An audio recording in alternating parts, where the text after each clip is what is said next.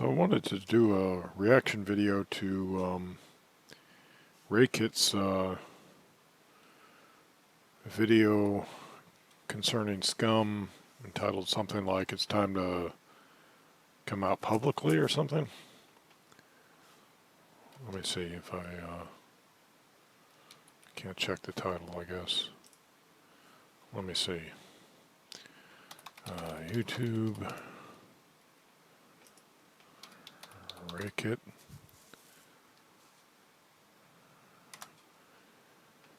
Here it is, SCUM, it's time to open up publicly.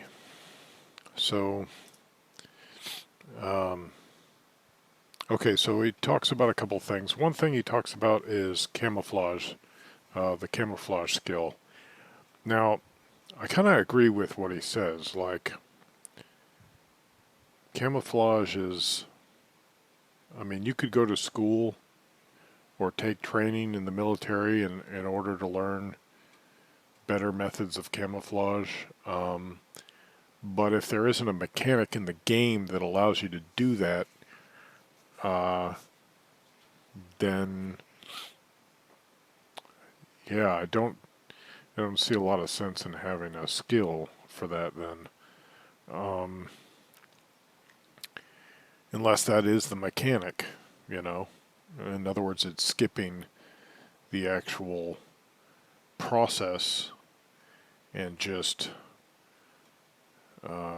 going right to the result. For example, I mean, the game already has like ghillies. It has earthen toned pieces of clothing. It has military clothing. And acquiring those things, you can practice methods of camouflage if you know what they are. Like, in other words, a player can have real-world knowledge of camouflage methods and then apply them to how his character outfits himself, and then that could result in better camouflage. But the thing about camouflage, even in the real world, is that you can have really great camouflage on, but if you're backlit by the sun and you're standing upright, well, then you're one big man-sized shadow plus the shadow that you cast on the ground. So your camouflage doesn't really happen or help you that well when you're backlit, even less when you're moving. So camouflage is really just, it benefits you mostly when you're either motionless or you're moving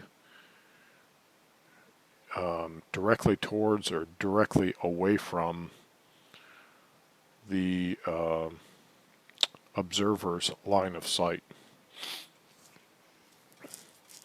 Because then the perspective causes you to either grow in size as you get closer to the observer, or diminish in size as you get farther away. But the change is pretty gradual. Unlike when you move in a direction that is perpendicular to your observer, at which time your movement and your presence is really obvious. And that's one of the things about military units, is that because of the laws of land warfare, I believe, they're required to adopt a uniform. And then the problem is that, so you have every soldier in a squad is wearing the same color camouflage. And that's artificial. That's not chaotic like nature. So how is an artificial thing supposed to blend in well with nature, with chaotic nature? That's why that's why irregular units that mix their camouflage and they don't adopt a uniform, they're going to have better camouflage, because if they're observed as a unit in a locale, they're going to be harder to spot, because their colors are more random and chaotic, and thus they're going to blend in better with their surroundings, because they they also don't project, shall we say, a squad silhouette. But if they're mixing camouflage on their body also, they don't project as much of a human silhouette. Again, if they're backlit by the sun especially, that's not the case, because then they become a squad of shadows on a sunlit day, so the camouflage is not very effective. But what happens in games, and I think this happens in SCUM too, is that as the level of detail on the clothing, on the camouflage, and this actually happens in real life, like you could take a really busy camouflage like, say, Marpat, the marine woodland pattern, right? And the blotches, the size of the blotches that it uses is almost designed to be practically up in somebody's face. It it doesn't work at distance, and the way I test this is that you look at someone's camouflage, and then you squint your eyes until you remove enough of the contrast in the camouflage pattern that it sort of turns into one color. And that's what happens at distance. And I noticed that when I was in processing for basic training in the Army back in the mid-'80s. And I saw a soldier wearing woodland camouflage, and he was walking across an open field. And I don't believe he was backlit, but at 200, 300 meters, I think it was more like 200, his uniform looked practically like one color, and that was dark brown, and it didn't fit in with the grassy field at all.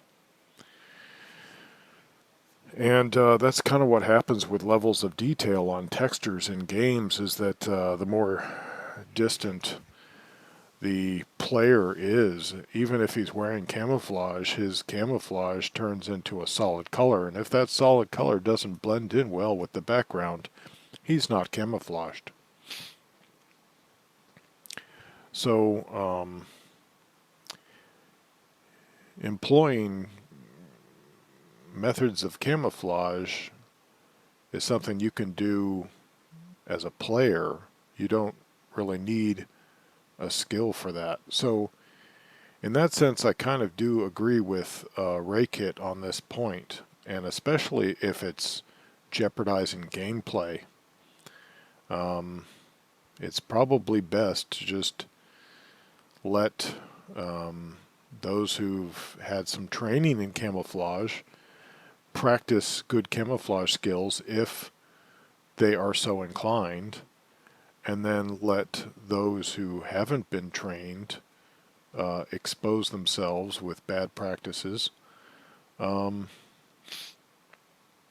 like, choosing bright colored clothing because it looks funny or cool or stylish or what have you. So, yeah, so I kind of agree with him on that point. And implementing like the minutia of camouflaging methods into the game would probably just be too much. So, but if the camouflage skill is the mechanic to simulate the minutia of camouflaging methods, then there should be proportionate penalties to your camouflage skill based on what you wear. Like if you're wearing prison orange, that should be a huge penalty, or a bright yellow raincoat, huge penalty to your camouflage. A white raincoat while in a forest, huge penalty. White raincoat on the snow? No, that's actually a pretty good choice. So, it would depend on the background. And this brings up a system that I proposed for the Arma series way back when, but nothing really became of it. And that is that the game should be programmed so that it takes a camouflage texture, and I propose that players be able to upload their own camouflage textures for their uniforms. But it takes the camouflage texture, and then it assigns an RBG value to it for the whole swatch of the texture, and then it does so at different distances or levels of detail. So like up close it might work better, but at distance it might not work as well. But assigning an RGB value to it, the game would then compare the numbers for red, green, and blue to the background behind the player, relative to the observer of the player, or rather the AI. This was actually supposed to be a system so that camouflage would work against AI. So the AI would see the RGB value of the texture of the player's clothing and then compare it to the RGB value of the background behind the player while observing them.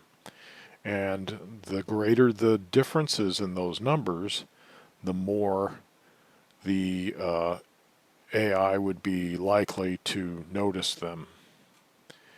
But as I said, there are factors even greater than how well your camouflage matches that affect whether you're going to be seen or not, and that's movement, which is a huge factor, and lighting. If you're backlit by the sun, your camouflage is not going to work that well. And you can see this if you check out, there's an account on YouTube called, I think it's Brent, B-R-E-N-T, or possibly Brett, B-R-E-T-T. I think it's B-R-E-N-T though. And I think it's 0331, or I think it's 0331. Let me check. Anyway, and he does camouflage tests on various uniforms, and 0331, yeah, that's it. So you can see where he's tested out. Let me see. Phantom Leaf Wasp. This was looking to be a pretty awesome camouflage pattern. A lot like Green Zone. I had to hurry up and pause that video because it's copyrighted. But like high definition Pencock Green Zone, I think it's called. And so this pattern's really similar to that, and it looks to be a fairly effective pattern. Anyway, so he tests it out, but then you can see that when he is backlit, even with a really effective camouflage pattern, it's still very easy to see him when he's either standing upright or moving. and that's why ghillies were invented, because the ghillie provides a 3D camouflage so that you look more like a bush, so that the light can poke through at least on the edges, to make your outline very fuzzy and chaotic. Uh, the ideal is if you could actually let sunlight permeate through your body, you know, but obviously we don't have that kind of predator technology. So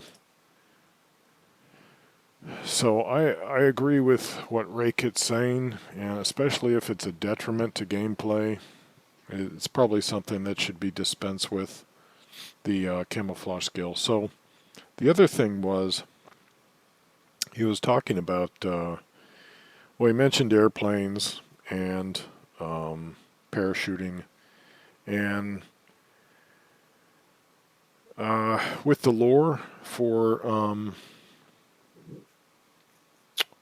SCUM, I was kind of expecting a more high-tech insertion method. Instead, we're getting airplanes and parachutes, and that's not going to be a deal breaker for me. You know, it's just a very small part of the game. All it is the insertion phase. You know, you're going to potentially live for days and hopefully even weeks after that as a character. So who cares? Um, you know, I'm not going to cry about it. And I'm not saying Ray Kid's crying about it. I'm just saying that it's just not that much of an issue to me. Some players think that, oh, we're going to be able to see the player inserting, so then we'll be able to shoot him out of the sky or ambush him when he gets to the ground. And, well, yeah, I mean, that's part of this kind of game, is that it's a Hunger Games environment, except that in Hunger Games, all the players begin at a basically the same starting point, and that's I'd kind of like to see the option for starting out that way, because in the Hunger Games series, the start was one of the most intense and deadly parts of the Hunger Games, because the players were condensed, or in very close proximity to each other, and all scrambling for resources at the same place.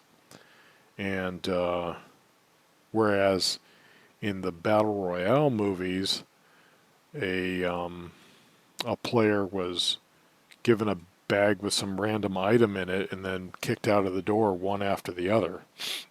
And I'm not sure how they actually inserted. I forget that part. Anyway, so yeah, I think an insertion where you have to get out of the area quickly could be fun and intense. And if you die, then so what? You just respawn again. You haven't lost a whole lot because you haven't gathered a whole lot of loot or acquired much more skill. So, you know, what's the big deal if you die at insertion? I guarantee that 100 players are not going to be able to cover all of the ground on this huge map. So it's not that big of a deal. I just question the technology level of the insertion method that they're using, and I was actually expecting something more along the insertion method of Icarus. But you know, Icarus nabbed that up, so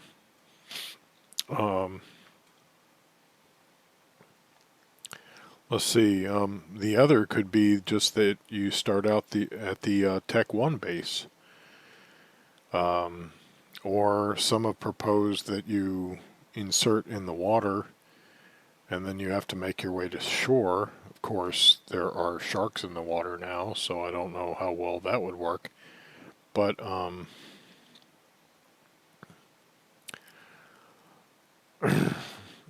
anyway, maybe just well, that's basically like the Icarus method also. Okay, so enough about that. He also mentioned outposts, and specifically trading posts. And he was saying that that when players started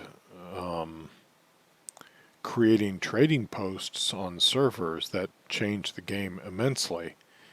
Well, I have no problems with trading posts, and the reason is because in an open air, free roam prison arena, such as Scum Island is, where you have players potentially meeting each other and potentially trading with each other, you are, and then you add in the factor of base creation, or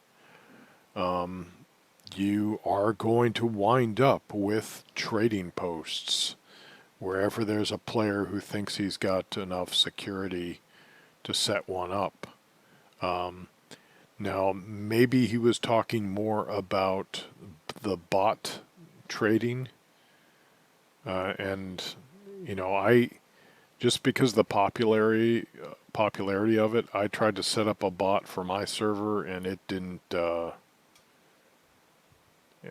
don't know. It didn't work. It wasn't working for me. It wasn't installing. It wasn't doing what it was supposed to. And the whole installation method seemed to be this bizarre, esoteric method that seemed to like dive real deep into your system, uh, like possibly into your OS, and seemed like it was pretty damn intrusive and invasive. And anyway, it just didn't work for me. And fortunately, it doesn't look like my computer's been infected, but yeah, it just made me feel like I was installing a Trojan or a backdoor on my computer.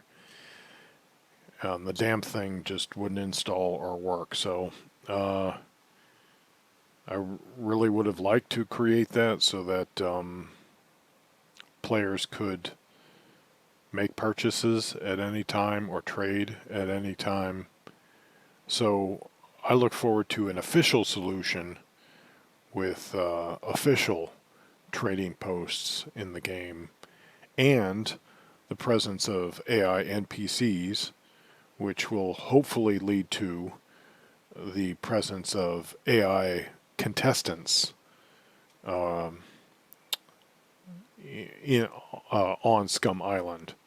Uh, I am I am all for the idea of hired guns and being able to enlist AI to join your squad. That would be so awesome, and the ability to set one or more as guards while you sleep would tremendously improve the gameplay in this game, because then you're just walking along, and I don't know if you could only set guards in your base or whether you could set them, post them as guards anywhere you went to sleep, but just walking along and then facing an AI guard would mean that, hey, now I can be hit from distance with projectile weapons. And hey, now that sniper rifle really does have a use, because those puppets, they're not going to react to me from 800 meters away. But an AI with a firearm might, if they have a sniper rifle themselves. So, or the rumored RPG 7. Personally, I'd also like to see some 30 millimeter and 40 millimeter grenades, but grenade launchers. Anyway, so trading is just natural. That's a natural thing. You get, like humans with resources, one guy wants one thing, but he doesn't have it. The other guy has it, but he also wants something. So now, if they're peaceful to each other, then they exchange resources and they've traded. And for that to arise in an environment like Scum Island is completely natural and logical, and it makes sense. And it doesn't affect the survival quality of the game because, oh boy, screensaver. Because I hope that didn't interrupt the stream. I got kind of suspect that it did. Anyway, uh, it doesn't affect the survival quality of the game because, to be honest, where Scum stands right now, if I make a basic stone knife and then with that construct 2 or 3 spears, I can get into a town and I can get enough gear to stay alive. And then after that, it's not that hard to stay alive, especially if I make a bow. I played this game for like 2 years without ever having used a bow, and then once I made an improvised bow, it was like, gosh, it was like I'd entered into the Messianic era or something, because now I had a projectile weapon that could reach a pretty good distance. It was silent, and I could make the ammunition for it anywhere very cheaply. So once you do that, and you're proficient enough with a bow to handle yourself with puppets, the game is pretty easy now. I mean, with server settings, you could ramp up the puppet damage, and you could ramp up the number of puppets, etc., and make it more challenging. But there's a basic hole in the gameplay, and that is that you're carrying melee weapons, or not melee weapons, but missile weapons, projectile weapons, in most cases, once you get far enough along, but the puppets don't. So you have a huge advantage against them. So it's just kind of too easy, and it's only when you're stupid and you allow yourself to get caught in places with very short sight lines that the puppets close some of that advantage that you have over them, and that's just not good enough. The game needs opponents that fire projectile weapons. Now, on high population servers, that might be other players, but even on high population servers, you can go for days without ever seeing another player, and then it's not guaranteed that they're going to be hostile to you. I'm looking for something more like Dead Side in that regard, so that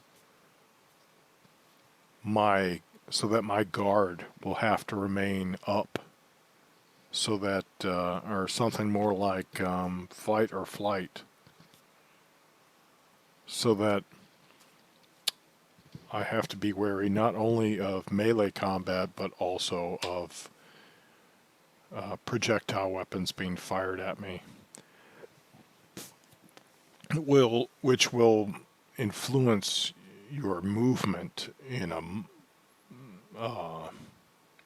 to a large degree. It'll change how you move through the environment, and what you do, compared to just dealing with puppets. So that's what this game needs, is AI that shoots back, and I think like Raykit agrees with that, and may have said as much in so many words, but outposts and trading posts are just a step in that direction, and I think a necessary step, because one thing that I've already asked the developers to fix that they haven't is that the loot just doesn't make any sense in some regards. Like, you always find a pistol, you never find it with a magazine. You never find it with some ammo in it. So you find a weapon or a rifle, then you have to find the ammo, and then you'll may only be able to load one round at a time unless it's a bolt action, and then you have to find the magazines for it. And when the way people store firearms is they usually have the ammo and magazines somewhere nearby. So you should find pistols and rifles at least some of the time with ammo in the magazines nearby, at least one magazine loaded into the weapon, potentially, not always, because that's not a super safe practice, but never with a round loaded in the chamber. Although lots of concealed carry advocates say that you should have one loaded in the chamber. So, and then if it's a pistol, you should find it sometimes in a holster already. So it should come as a package deal. And and then a rifle, you might find it in a rifle case with magazines, with ammo in the rifle case. But that never happens. And moreover, puppets, when I've asked that puppets sometimes have at least one good item on them, because those puppets might have died recently, right? So what did the developers do? They made the loot on the puppets even worse. Wrong direction. So, and they're trying to make the game more challenging, I guess, but they're making it more unrealistic. And that's one of my gripes. So that's one of the reasons that trading posts are necessary, because players want certain items. The game isn't giving them realistic loot when it comes to weapons. So when you get a weapon, you want to be able to get the ammo and the magazines for it, and probably some accessories for it too, right?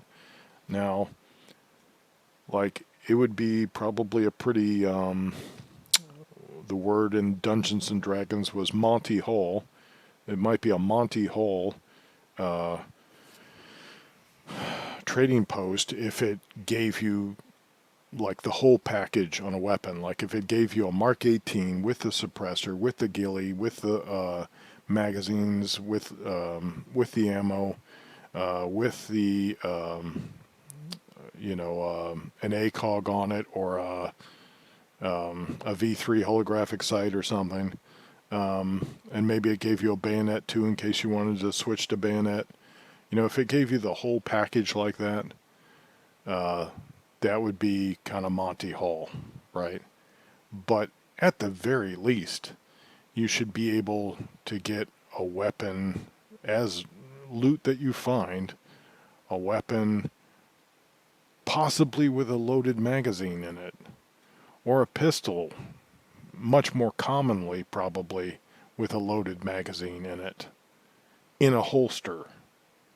But they're not doing that, and I would call it nesting, like, and maybe that holster would be in a backpack, right? And then that backpack would be in a chest or a dresser, right? But the game doesn't seem to be able to nest items, and it doesn't, and the developers don't seem to be trying to make that happen. So it makes me wonder what the AI NPC's loot is going to be like, because the the AI NPC, he's going to have a backpack, and then he's going to he's going to have items potentially in the backpack. Or, you know, he should have a backpack of some kind of carrying bags. So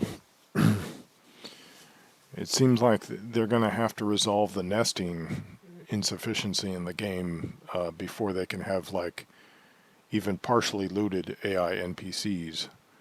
And until that happens, trading posts are necessary because it's not logical. It doesn't make sense, and it's not realistic that you find weapons in the states that they're in this game.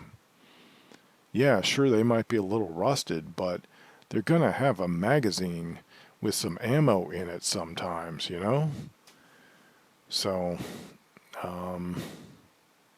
so that's why I think the game needs trading posts. And it doesn't hurt the survival aspect of the game because it's already really easy to survive in the game. Once you know like how to start off, you can get to a survivable level provided you don't face the most dangerous prey in the game, which is another player. Or, you know, you can still face like a beeper, and the beeper can take you from the top of your game all the way to the bottom, and that's supposed to be like a solution to that void of challenge that's left by not having any kind of AI humans or opposing players on low pop servers to deal damage towards you from a distance. So that's my response. I love this game, but I am getting a little tired of kind of the tiered gameplay. You know, you start out in the woods, you could stay there, improvise all your weapons, and just dwell in the woods.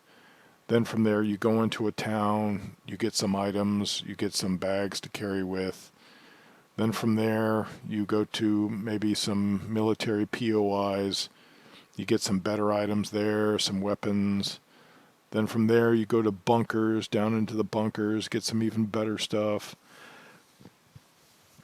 And then ultimately you go into the kill box, and like the kill box is, it's a nice novelty and it's cool, but for me it's not worth the payout.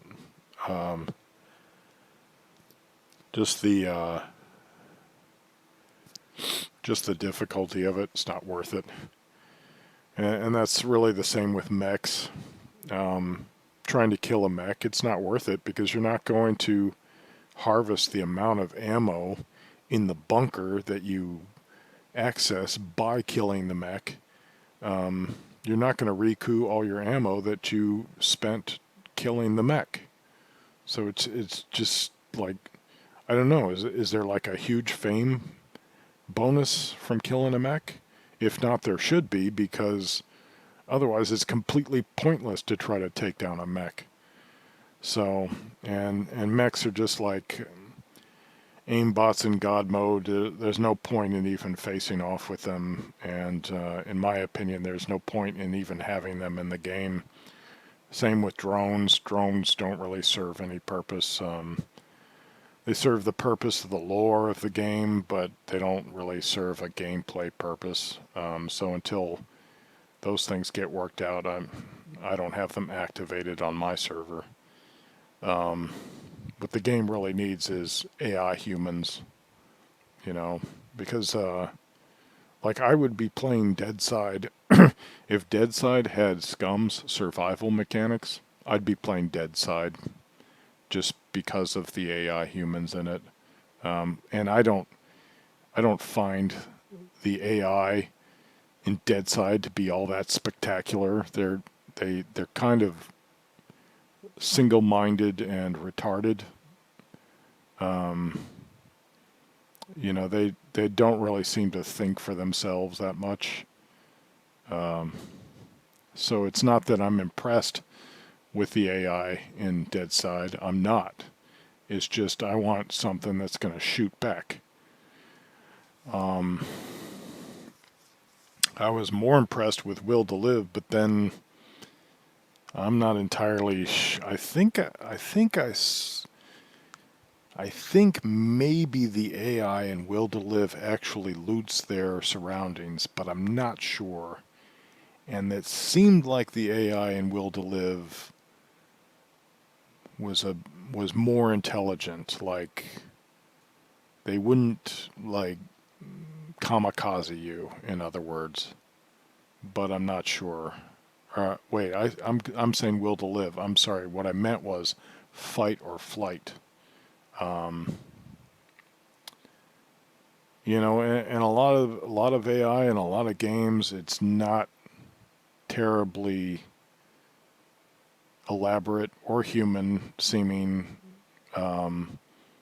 in shooter games, in tactical shooter games, especially these days. Like in Ground Branch, the AI it's okay, but it's not there yet. Um, in Insurgency Sandstorm, that's some pretty good AI. I really enjoy playing against that AI because it seems that they really seem like jihadist insurgents, trying to kill me. Um, let's see. Let me think of another game. Something else from my library.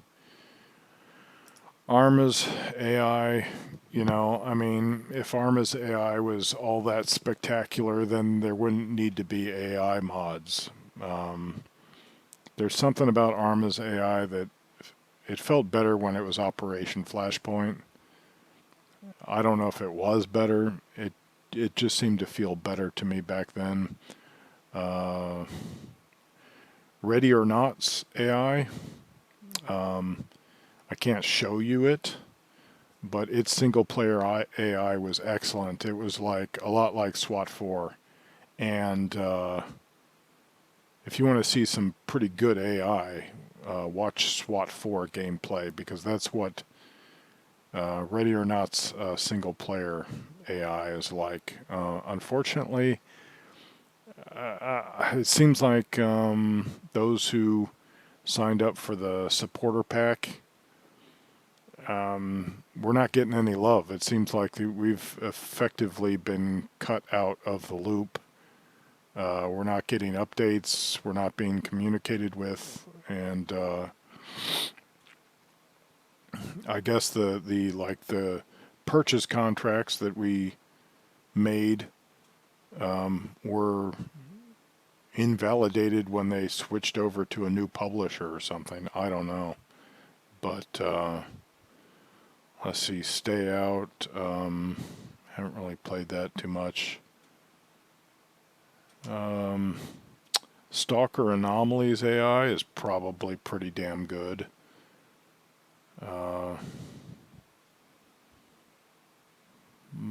Black One Blood Brothers has some really impressive moments with its AI, but also some rather funny moments too that are kind of buggy. Anyway, rather than go through a list of a bunch of other titles, it's just SCUM needs more, and it needs it. It needs it soon.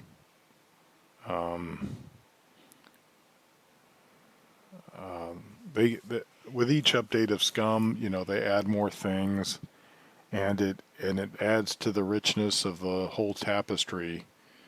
But there are still these glaring voids, which voids don't glare, but very noticeable voids in the gameplay that need to be addressed because SCUM doesn't really make it as a shall we say a zombie game because maybe it's because it doesn't have enough zombies. You could always turn them up on your server, but it's just there are so many really good zombie games out there that Scum just doesn't make it as a zombie only game.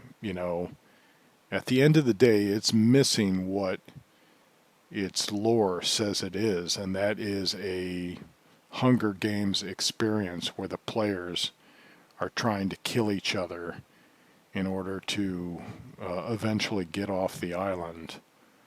Uh, Maybe earn their way off the island. I don't know. It's supposed to be a TV show. It doesn't feel like the players are being watched. A drone that buzzes by every now and then takes a look at me. That's not enough to make me feel like I'm being watched. If there were players who were spectating, watching me, and rooting for me, and sending little items to me to cheer me on, that would make me feel like I was in a game show, a Running Man, Hunger Games type experience. But I mean, there's nothing in the game that makes me feel like I'm being spectated, really. And and there's also nothing in the game that really drives me to want to kill the other players. And so it's not fulfilling its lore. In fact, lots of players approach this game like it's DayZ and all they want to do is survive. Or they even approach it like they think it's like a zombie game. They don't know anything about the lore, and they think it's a zombie game or a survival game. And it's not. Yes, it has a very in-depth survival aspect, but it's not. It's an arena where these players are supposed to kill each other. And there's nothing in the game that's driving them to do that. I've proposed some solutions. Nothing's coming of it from the developers. Maybe it's in the works and they have to lay some groundwork, before they can actually realize those plans. Whatever the case, I'm going to be with the game until 1.0 to see how it shapes up. I think it's a stellar game as it is, but by what's been laid down already, it really does play like a survival game, like DayZ. And it's not supposed to be DayZ. It's supposed to be more intense, more bloodthirsty, and but at the same time, this prison that they've thrown the players into, it's more like a paradise, and it makes you wonder what kind of urban hellhole these inmates have been delivered from. It's like the urbanites, the Tech One urbanites, mega corporation people. They think they're punishing these players by putting them into this beautiful, natural, abandoned landscape, when in reality they're sending them to a paradise. So I can kind of see players deciding that they're not here to kill and that they're here to just chill and try to live as long as they can, especially when there are Steam achievements for the number of days you survive on the island. That kind of makes you want to avoid firefights. Anyway, it still needs work, but it's not even version 7.0 yet, or version 0.7, so it's not even 70% finished. And really, like if you were to take like Operation Flashpoint Resistance, they had like tons of updates, the way I remember it, that were 0.9 and up, and then they started having to in shave in version numbers, as they reached the top near version 1.0, or I might have that a little wrong. Maybe it was that it became version 1.0, but then they got it up to like version 1.99, and then they were close there too, and they obviously couldn't go to version 2.0 because that would be the next game, right? So they were running out of version numbers, but they were still doing tons of updates because there were still improvements to be made to the game. So even if SCUM gets to version 1.0, that doesn't mean that the improvement to the game comes to an end. That just means that they feel like the game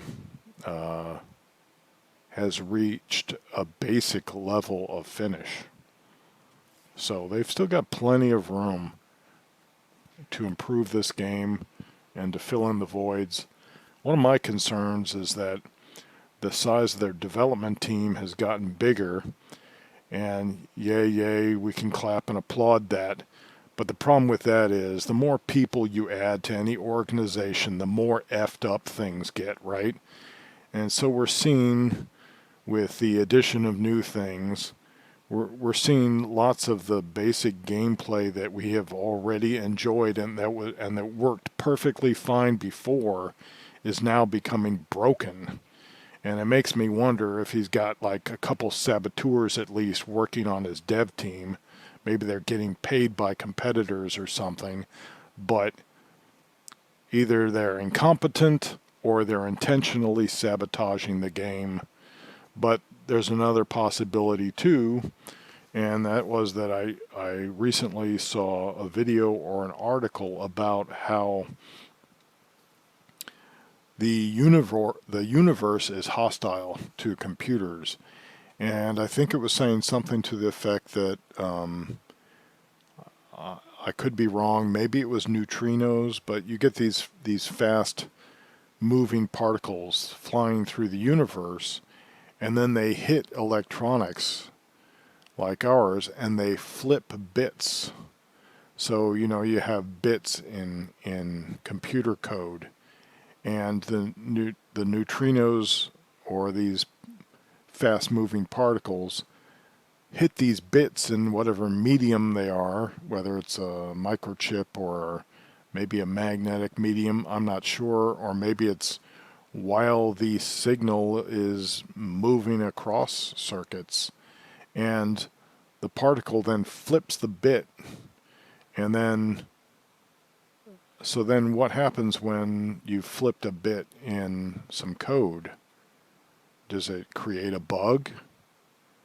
So like it might be possible that the larger the file, the larger the data you're dealing with, the more flipped bits you get in the whole package, so then the more bugs you get.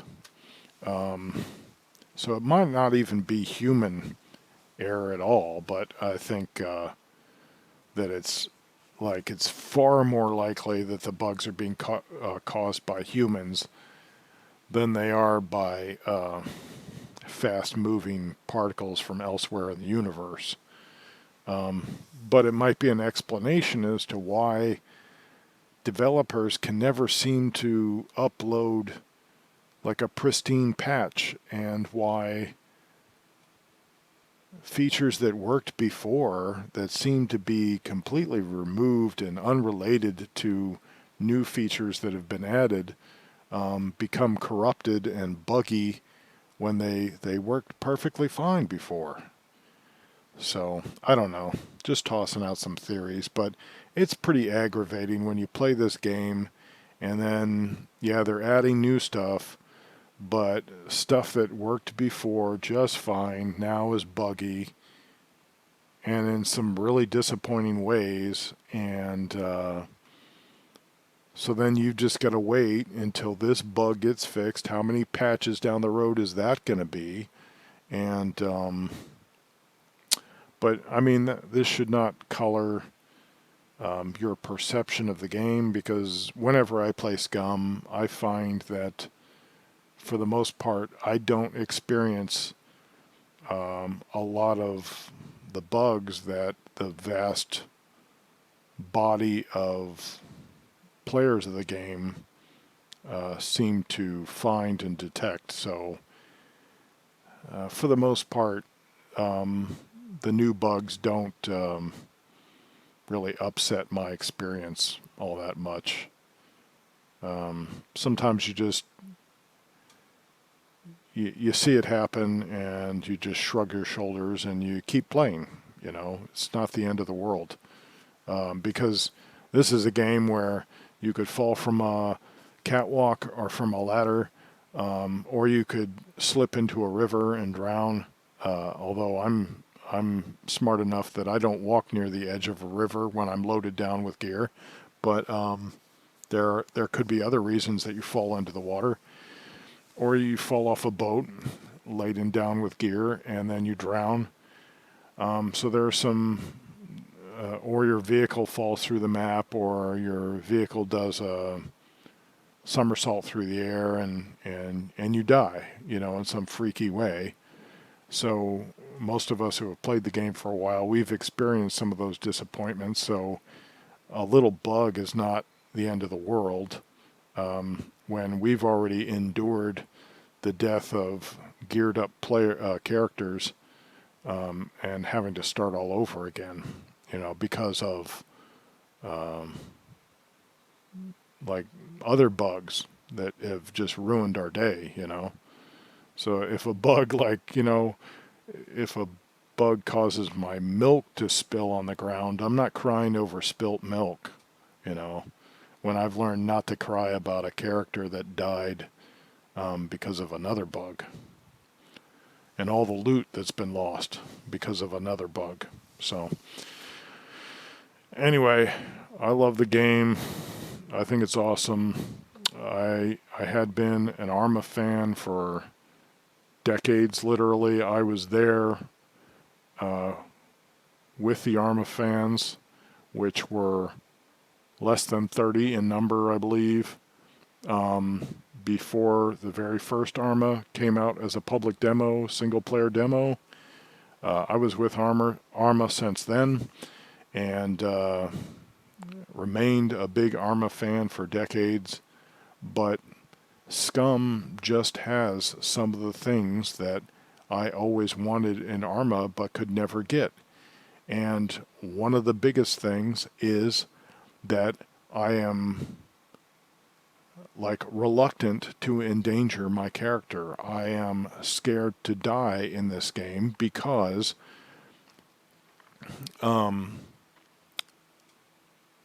that death represents the loss of, you know, hours or days of gameplay, you know, amassing loot, gearing up, fixing things, crafting things, creating a base, etc. And that's something that's always been missing from tactical shooters, although you kind of had it with Rainbow Six 1, and I think Rogue Spear, where if one of your team members KIA'd and you accepted the outcome of that mission, well then that character was KIA'd for the rest of the campaign. And that's the closest I've seen to that in a game. But here in SCUM, if your character gets KIA'd, you're going to lose a lot of loot potentially, and a lot of hours spent, and so the hurt is real, and so that's going to make it so that when there are humans in this prison that aren't just other players that I may or may not run into, then I will be really counting the cost of getting into a firefight with any of those humans. And I will have to really intensify my sneaking skill in order to survive in that environment. And that's the game I want to play, because that's how I started off playing SCUM. I played it low-key stealth survival. When I heard a player nearby, I avoided them. Didn't want anything to do with them because I knew it could spell the death of me. And then eventually I got to the point where I thought, yeah, maybe I could shoot at them. And but that would be probably on an official server, because on most of the private servers I've tried, I haven't really gone looking for a pure PvP experience, because that kind of leaves the whole survival aspect of the game by the wayside, and that's not what I'm looking for either. So most of the private servers I've tried, there just isn't the right balance of PvP and PvE. And at least with AI humans in the game shooting back at me, then the PvE will fill in the void left by the rare player versus player encounters when playing in a survival mode. So anyway, that was really long-winded, but I wanted to share my thoughts, the things I agreed with Raykit, the things I don't. By the way, have you been to scummap.com? It's really awesome. I mean, look at this contour map, topographical map of Scum Island. So now you can see where the elevations are. You can see where the flat areas are. Like, that's a pretty flat area. You could tell because there's a lot of space between the topo lines, the topographical lines, they represent altitude, every so many meters of altitude. So if you see space between the lines, it's kind of like the rings on a tree. If you cut a cross-section of the tree trunk, if there's more space between the lines, that means that the tree had a really good year. There was probably a lot of rainfall that year, and the tree grew really well and fast. But on a topographical map, that means that the area is flat. So it's probably a good place to build a level structure. Anyway, this is a really awesome resource. The developer keeps improving it, and he keeps up with game updates. So if the game has been updated, the map in the game has been updated, he keeps up with that, makes changes to his map. And it's a web resource, so it's free. Although I think you can elect to support him, and I think you may get some features that you wouldn't if you didn't. So anyway, all right, I'm going to stop here. So if you've listened this long, thanks for listening. If you play SCUM and you would like to try out my server, I'll put a link to the battle metrics page. Sometimes I change the title of the server to see if maybe it'll attract more players. Most of the time it's just called Learn the Game, but like I said, sometimes I change the title. But the battle metrics page, the address information for the server should not change. So you can always go to this link and then find the address to the server.